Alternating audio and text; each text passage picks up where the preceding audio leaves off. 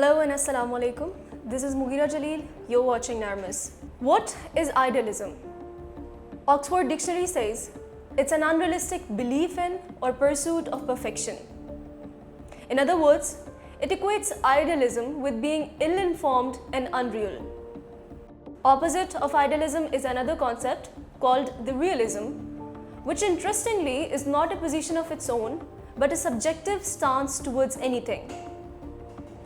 Realism, in its own way, may not be well informed itself, yet, irrespective of its merits, what makes it more acceptable is its nature of being found in harmony with the circumstances. Idealism, on the other hand, independent of the physical presence of conditions, is about fresh purity in ideas.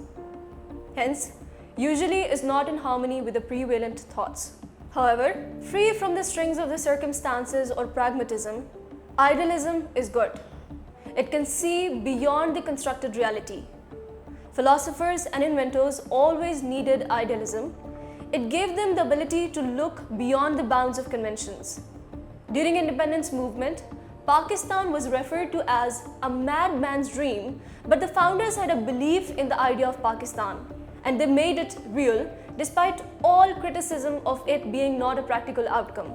Where realism needs physical presence, what Plato called the forms, which are the perfect and unchanging concepts or ideals that transcend time and space, idealism seeks new realities with changed subjective values.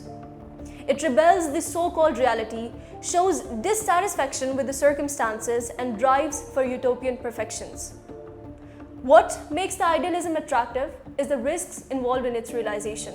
Some complain about idealism being ill-informed, not realizing that that's the essence of the entire thought. It's never grounded in temporal realities. Then, there's difference between idealism and fundamentalism.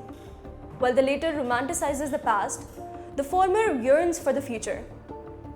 Fundamentalism is temporal, but idealism is atemporal. Lastly, where fundamentalism is about a bygone convention, idealism always smells of a freshness in thought. Youth should be the prime driver of idealism in society. A society that teaches its youth lesson of realism decays. Realism is a way to acquire control over the process of thinking.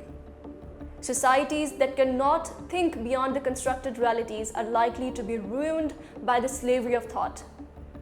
An unhinged youth is far better than obedient young lads if their craze is powered by idealism.